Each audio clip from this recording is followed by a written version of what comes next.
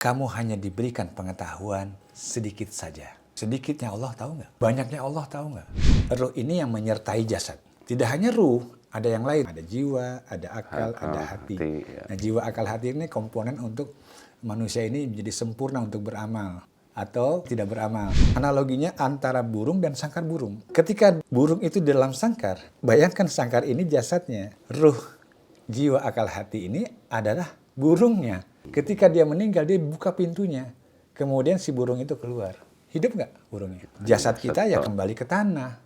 Ruh kita terus berjalan. Ruh yang kotor ini bisa mengotori jasad. Dan bisa membuat hal-hal yang tidak baik dalam diri manusia. Kalau ruh yang bersih, insya Allah bisa mensucikan. Loh, kok bisa? Caranya? Bedanya ruqyah dengan ruhiyah? Ada bedanya. Neraka itu bahasanya bagaikan mesin cuci gitu loh. Ya insya Allah orang-orang yang sudah bersahadat, insya Allah dijamin masuk surga. Tetapi dicuci dulu. Ini lagi viral nih Kang Ustadz ya. Ya. Ada kasus Vina yang lagi viral. Tahu ya Kang Ustadz ya? Siapa? Kasus siapa? Vina.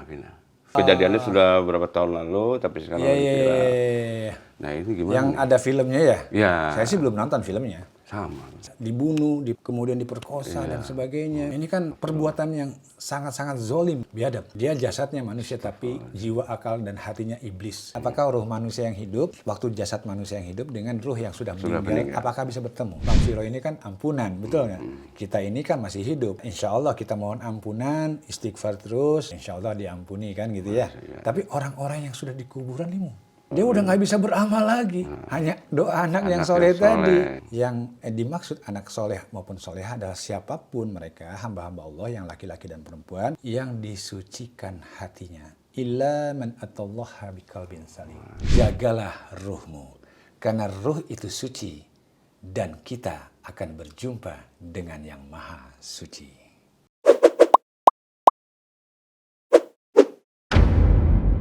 Assalamualaikum warahmatullahi ta'ala wabarakatuh. Waalaikumsalam warahmatullahi wabarakatuh. Masya Allah. Sahabat Saung Kolbu yang dirahmati dan dimuliakan Allah Subhanahu wa Ta'ala, berjumpa lagi di Saung Kolbu. Oke, Saung Kolbu, tempat di mana kita bisa mensucikan ruh, meninggikan akal, menerangi hati, dan menenteramkan jiwa. Insya Allah berkali ta'ala. Sahabat SQ, ada 4 hal yang harus kita selalu jaga dalam diri kita, yaitu akal, hati, jiwa, dan ruh. Nah, pada kesempatan kali ini, kita akan membahas salah satu dari 4 hal tersebut, yakni ruh.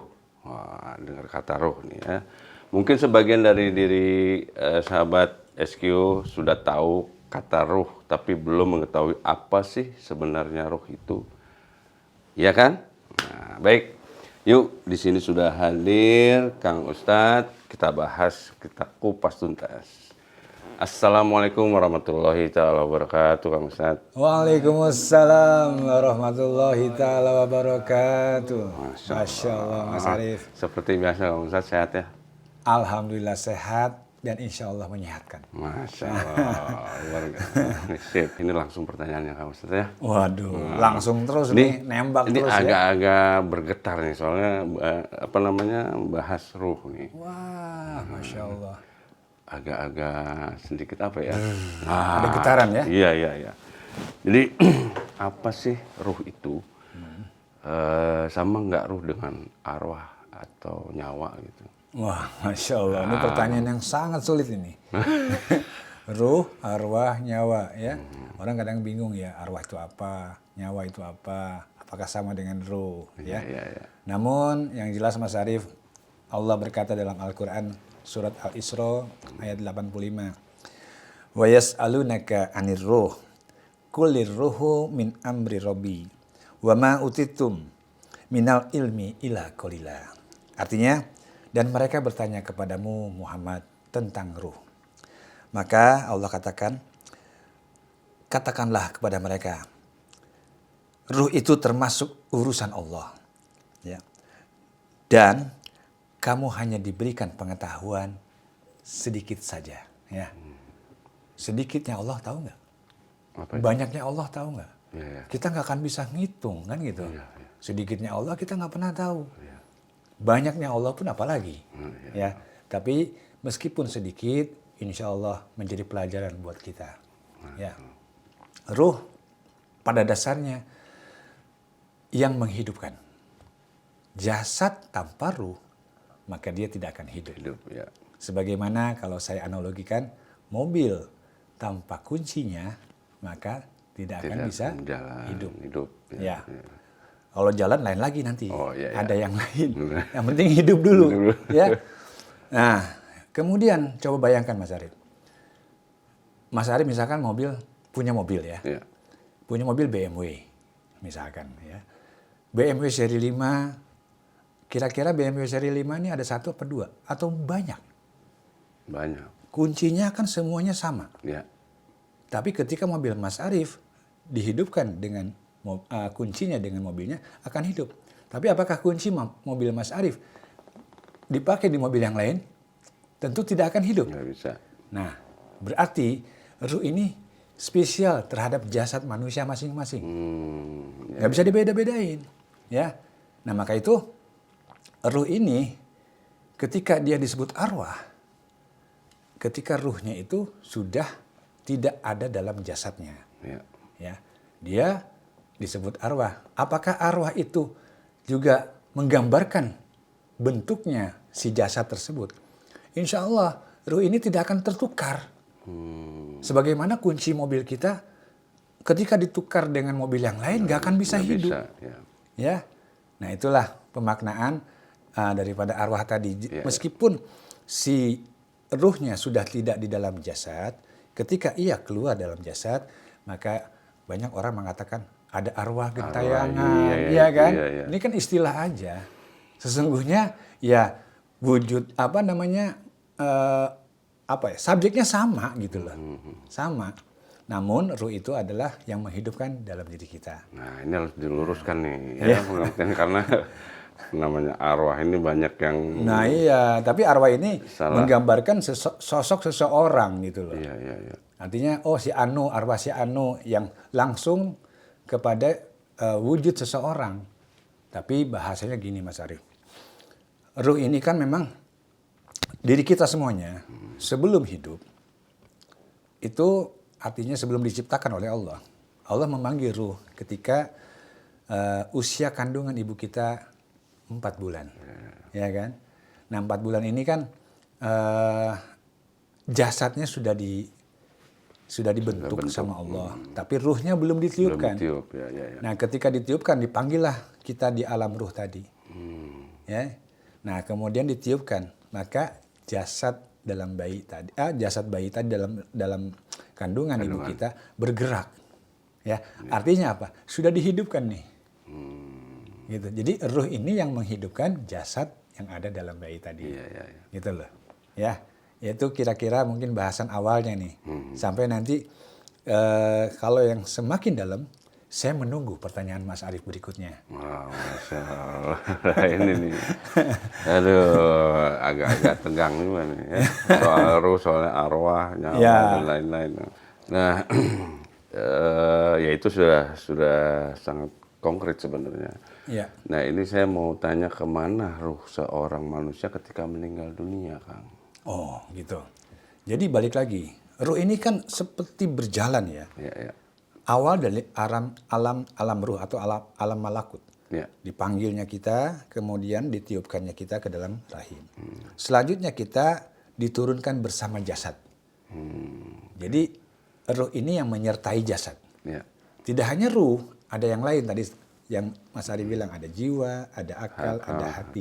Ya. Nah, jiwa, akal, hati ini komponen untuk manusia ini menjadi sempurna untuk beramal atau tidak beramal gitu kan ya.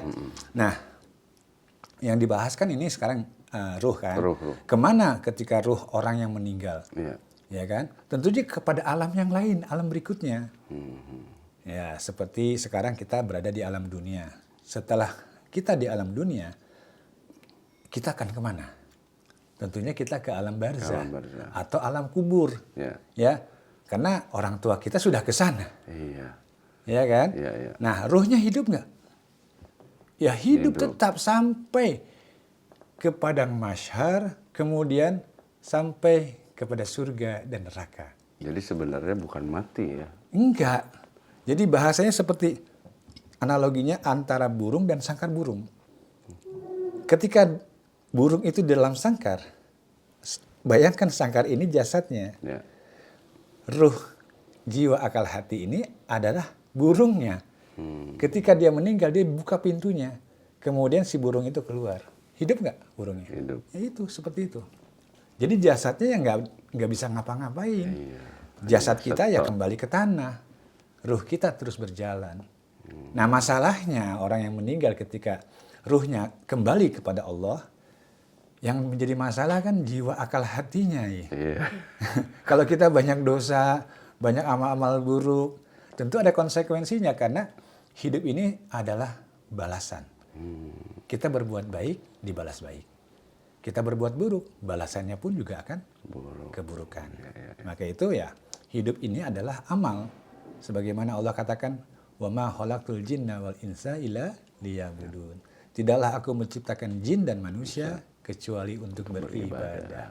Maka dunia ini adalah ladangnya ibadah. Kita sedang ada di dunia, maka kita harus banyak beribadah. Ya. Agar nanti pulang ruhnya nggak kotor. Ya. Mas Arif pernah kecil kan? Iya. Kita pun pernah kecil. Iya. Ketika kita bersih, habis dimandiin sama ibu, ya kan, bajunya, terus main keluar, ya kan, becek-becekan, kotor-kotoran, pulang kotor kan, Iya. ibu marah nggak? Marah. Nah, begitu pun juga Allah. Akhirnya dibersihin lagi. Artinya, ruh di dalam jasad manusia di dunia ini ketika berjalan, kalau ia banyak melakukan amal-amal buruk, maka ruhnya pun akan kotor. Iya, kotor. Nah, sementara orang-orang yang selalu menjaga ruhnya dalam keadaan yang baik, maka orang-orang itu yang selalu taat kepada Allah. Nah, ruh yang kotor bisa menyebabkan ketidaknyamanan, ketidaktenangan, kemudian was-was, kemudian ada rasa takut dan sebagainya. Bahkan tidak sedikit dari hal itu bisa menjadikan jasad manusia menjadi sakit. Iya. Jadi ruh yang kotor ini bisa mengotori jasad dan bisa membuat sebab-sebab penyakit atau sebab-sebab hal-hal yang tidak baik dalam diri manusia. Nah, kebalikannya Mas Arif, kalau ruh yang bersih, insya Allah bisa mensucikan. Ruh yang bersih bahkan bisa berdampak kepada ruh yang kotor. Itu bisa membawa ruh yang kotor tadi untuk menjadi bersih. Loh, kok bisa? Caranya? Kok bisa? Ya bisa. Misalkan ruh, siapapun misalkan Mas Arif, orang yang baik, ruhnya bersih. Kemudian Mas Arif kan bisa hidup karena ruh kan? Iya. Betul nggak? Betul. Nah ketika Mas Arif menyampaikan nasihat-nasihat kepada orang yang buruk. Oh, oke. Orang yang buruk ini kan kemudian sadar atas kesalahannya. Karena siapa? Karena Mas Arif yang memberikan nasihat. Mas Arif bisa memberikan nasihat karena ada ruhnya. Ruh yang bersih tadi, akhirnya ruh yang kotor ini terbawa. Kemudian Mas Arif mengajak untuk bertaubat. Dia bertaubat. Dia berzikir. Dia membersihkan. Nah itulah yang disebut ruhiyah sebetulnya. Oh, Ruqyah itu bedanya ruqyah dengan ruhiyah? ada bedanya. Ruqyah ini titik awal ketika seseorang disadarkan oleh Allah bahwa, aduh, masya Allah, Allah berikan hidayah dengan adanya kesadaran. Saya harus berubah nih. Nah, ketika dia dibimbing, dia diruqyah dengan doa-doa, ya kan? Kemudian ketika dia kotor karena ayat-ayat suci yang dibacakan, dia bisa saja nggak terima, badannya bisa bergetar, kemudian ada efek-efek sampingnya ya, bahasa efek samping atau dampak-dampaknya, dia bisa artinya ada gejolak di dalam tubuhnya, menolak ya yang kotor itu akhirnya keluar. Nah keluar ini bisa muntah syariatnya, bisa keluar air mata, bisa keluar apa namanya yang dari hidung nih ya, apapun nih, segala sesuatu yang keluar dikarenakan ada pembacaan ayat-ayat suci, bimbingan-bimbingan tobat, kemudian zikir-zikir yang dibimbingkan. Nah orang tersebut kan akhirnya proses pertamanya ya itulah Itu proses ruqyah. Oke, oke. Nah, sementara ruhya Ruqyah. adalah perjalanan. Oh, Perjalanan menuju kesucian ruh. Disebut ruqyah. ruqyah. Nah, ruqyah adalah awalnya. Awal. Ketika seseorang diberikan kesadaran Berarti bahwa kamu membuka banyak gitu dosa. ya, dibuka gitu ya. Iya. Oke, oke, Masya Allah. Nah, jadi bukan bahasa ruqyah ini mengeluarkan jin gitu loh. Ini kan ada-ada aja nih orang-orang. Ya kan? Berarti kan kesimpulannya ruqyah itu berkaitan dengan ruh ya. Iya, Pastinya ya. berkaitan, sangat berkaitan karena orang-orang yang maksudnya banyak melakukan amal-amal yang buruk, itu berdampak kepada ruh yang kotor tadi. Maka ruh itu harus bersih. Awal kita ditiupkan oleh Allah kan dalam keadaan ruh yang bersih. Ya, ya, ya. Lahir pun juga bayi-bayi itu juga masih bersih. Belum ada dosa, ya kan? Ya, betul, betul. Bayi itu belum bisa berbuat maksiat, belum bisa berbohong dan sebagainya. Tapi ketika kita udah dewasa, nah semakin banyak tuh amal-amal buruk. Mengotori ruh, mengotori jiwa, mengotori akal, mengotori hati. Nah, sampai akhirnya dia pulang dalam keadaan kotor. Kira-kira Allah marah nggak ketika Allah turunkan dalam keadaan bersih, pulang kotor? Nah, itu marah pasti. Maka itu kenapa Allah ciptakan neraka. Ya. Neraka itu bahasanya bagaikan mesin cuci gitu loh. Ya, ya insya Allah orang-orang yang sudah bersahadat dijamin masuk surga. Iya, insya Allah dijamin masuk surga. Tetapi dicuci dulu. Dicuci dulu ya. Di DP di alam kubur sampai nanti ya di alam-alam lainnya seperti yaumil zaza, yaumil hisab, yaumil akhir, padang mahsyar itu susah payah dulu nih. Kalau belum beres, kemudian harus dicuci dulu di neraka. Aduh. Udah beres, hukumannya berapa lama itu kan Allah yang tahu kan. Bersih baru diangkatlah ke surga. Gitu. Makin deg-degan ini. Dak-dik-duk-der jadinya. Dak-dik-der. Oke, nah ini pertanyaan lagi nih. Makin apa namanya seru. Seru ya. Nah, apakah ruh manusia yang hidup itu bisa bertemu dengan ruh manusia yang sudah meninggal? Seperti ini lagi viral nih Kang Ustaz ya. Iya. Ada kasus Vina yang lagi viral. Tahu ya Kang Ustaz ya? Siapa kasus siapa? Vina. Vina mana nih? Vina Panduwinata? Oh bukan. Oh, bukan. Masih hidup kan? Masih kalau itu. Ini Vina yang lain nih. Ada viral ya. Kejadiannya sudah berapa tahun lalu, tapi sekarang lagi viral. Iya. Nah ini gimana? Yang ada filmnya ya? Ya. Saya sih belum nonton filmnya. Sama. Sama? Ini baru lihat di itu aja di sosmed. Oke. Gimana? Apakah ruh manusia itu yang hidup bisa bertemu dengan ruh yang sudah meninggal? Ruh manusia yang sudah meninggal. Ya kita kalau bicara ini kan harus ada dalil ya. Ya. Nah sebagaimana kitab tentang ruh yang ditulis oleh Ibnu Qayyim al-Jauziyah. Ini pertanyaan ini hampir sama nih. Ya apakah ruh manusia yang hidup di waktu jasad manusia yang hidup dengan ruh yang sudah meninggal, apakah bisa bertemu? Iya. Dalam surat Az-Zumar ayat 42 Allah katakan begini. Allahu yatawaffal anfusa hina mautiha walati lam tamut fi manamiha fayumsiku allati qada 'alaiha mauta wa yursilu ukhra ila ajalin musamma inna fi dzalika laayatil liqaumin yatafakkarun.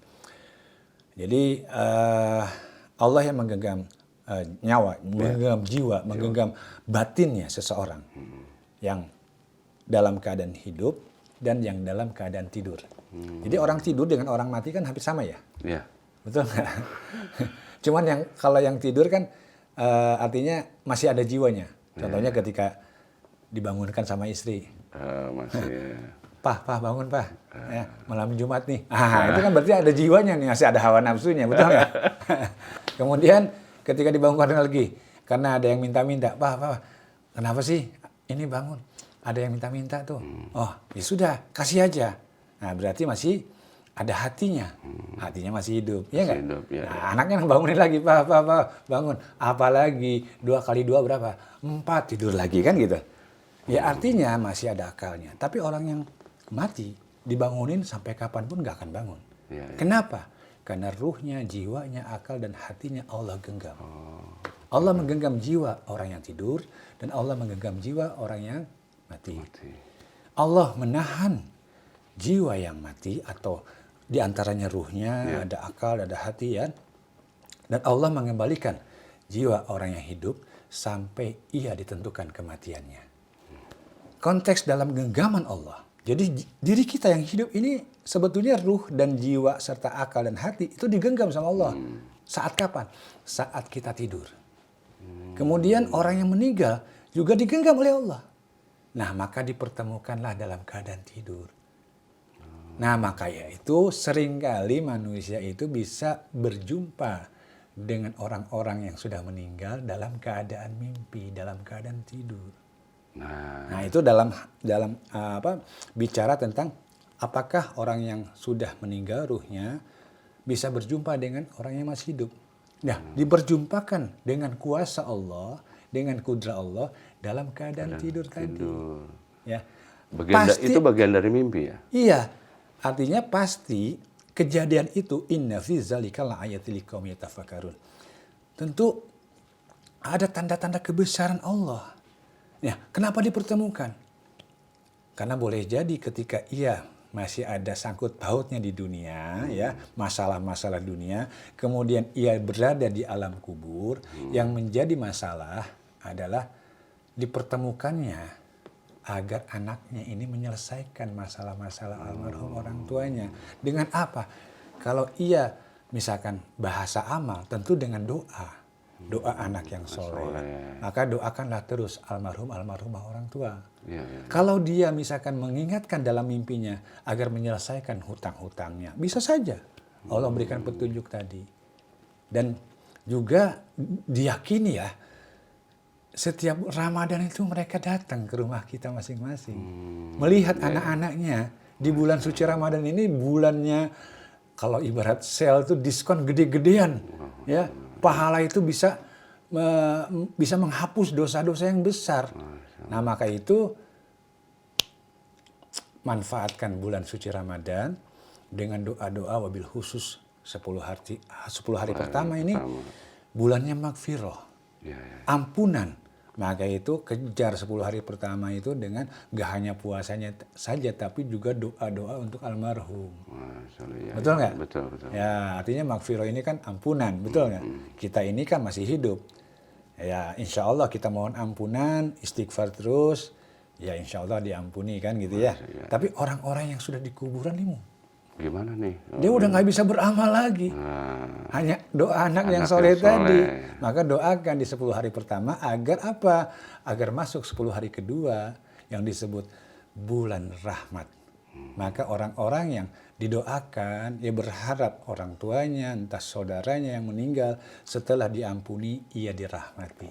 Masya Allah. Nah, Ya. masuk lagi 10 hari ketiga nih. Ya. 10 hari ketiga ini adalah bulan kemuliaan. Ya, maka setelah dirahmati, ia dimuliakan. Beda dong. Jadi kalau ampunan ini saya analogikan seperti orang yang sedang dipenjara. Hina nggak? Hina. Ketika orang dipenjara, dibebaskan, diampuni, dirahmati nggak? Ya, dirahmati. Tapi dalam keadaan telanjang, masih hina kan?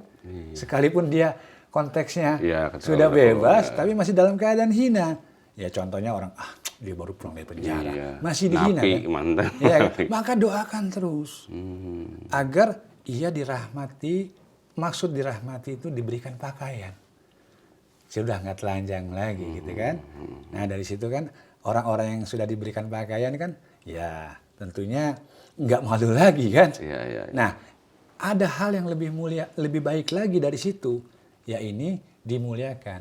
Nah ketika dirahmati kan orang-orang yang mantan pidana, mantan apa, ketika baru keluar mungkin masih malu-malu kan. Tapi ketika suatu saat ia berjalan dengan amal-amal yang baik, diangkatlah derajatnya sama Allah, kemudian didudukan dengan orang-orang yang penting, didudukan sejajar dengan para pejabat, itu namanya sudah dimuliakan belum? Nah begitu. Masya Allah, luar biasa nih. Nah itu kan ada, tadi saya tangkap tuh kata-kata anak yang soleh.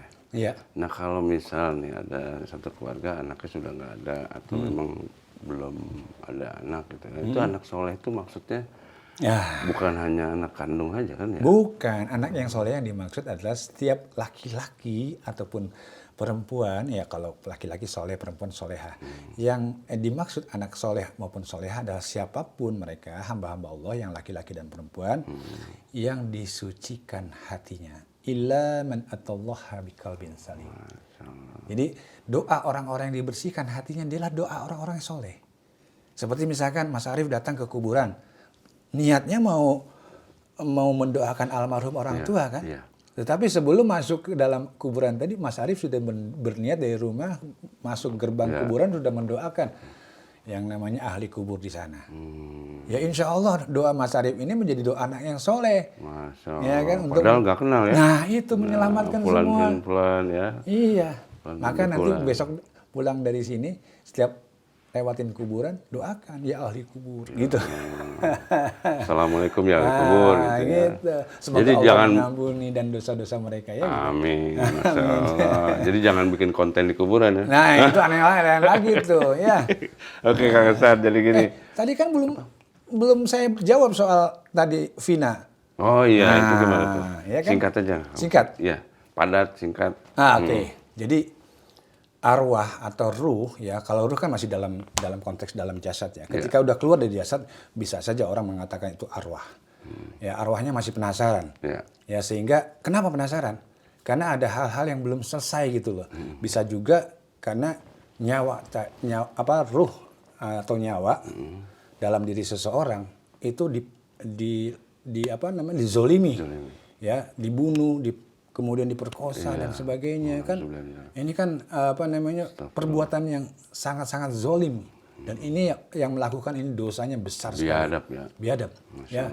Dia jasadnya manusia tapi jiwa, akal dan hatinya iblis. Ya. Kenapa dia berbuat demikian? Pasti ada dorongan dari iblis tadi kan gitu. Ya, kemudian ketika orang tua almarhumah Vina nggak nerima, kemudian orang tua yang laki-laki pacarnya itu Eki kalau nggak salah juga nggak nerima, maka dia ada hal yang masih belum selesai gitu, sehingga arwahnya Vina maupun Eki juga gentayangan. Ya bukan gentayangan, artinya masih belum tenang di dalam alam kuburnya. Berarti tidak sempurna ya? Ya bukan tidak sempurna, artinya masih belum sempurna. Ya, karena belum ada ketenangan dari orang tua, dan sebagainya. Itu kan makanya harus diselesaikan. Nah, karena masalahnya kan secara hukum kan sebagian orangnya sudah tertangkap. Ini kan kasus 8 tahun yang lalu kan. Nah, sekarang baru terungkap lagi dengan adanya film tadi, diangkat lagi kan. Sehingga berarti selama 8 tahun ini, bayangkan, ini belum selesai. Berarti ada yang disembunyikan. Ya, karena ada 3 orang lagi yang belum ketangkap kan gitu. Ya, insya Allah. Mudah-mudahan kita doakan. Kita bantu doa. Ya, agar yang 3 orang tadi, ya Allah pertemukan, kemudian Allah datangkan untuk bisa mengakui, ya. Karena menyerahkan diri lah bahasanya gini. Karena bahasanya begini, Mas Arief, mereka yang bertiga ini, bolehlah artinya, dia bisa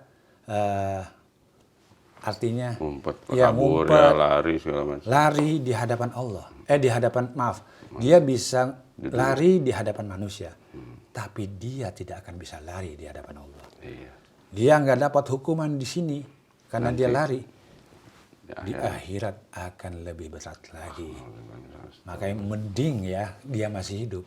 Segera ia hadapi, gentle, dihadapi hukumannya, dia bertobat, insya Allah nanti di akhirat ya paling tidak kalaupun masih ada hukuman yang nggak terlalu berat banget, diringankan. Ya, gitu karena kan? Allah Maha Pengampun tadi. Iya, Masya Allah. Oke, lanjut. Pertanyaan terakhir nih Kang Ustadz ya, bagaimana caranya agar kita selalu menjaga ruh, kita tetap bersih lah gitu atau tenang gitu. Ya. Singkat saja Kang Ustadz. Ya. Menjaga ruh agar tetap kita bersih. Tentu Allah punya aturan kan. Ya artinya bagaimana kita harus berbuat baik. Ya. Kemudian selalu melakukan hal-hal yang bermanfaat. Dan pastinya dia melaksanakan ketaatan ibadah kepada Allah. Jadi istiqomah. Kemudian tegar menghadapi ujian-ujian. Dan yang paling utama, jadikan nafas kita zikrullah kepadanya. Selalu ingat kepada Allah. Maka insya Allah ruh kita terjaga. Ruh kita terjaga bersih, bahkan ruh kita terus dimuliakan oleh Allah. Gitu. Amin ya. Mudah-mudahan kita bagian dari yang bersih tadi. Ya. Amin.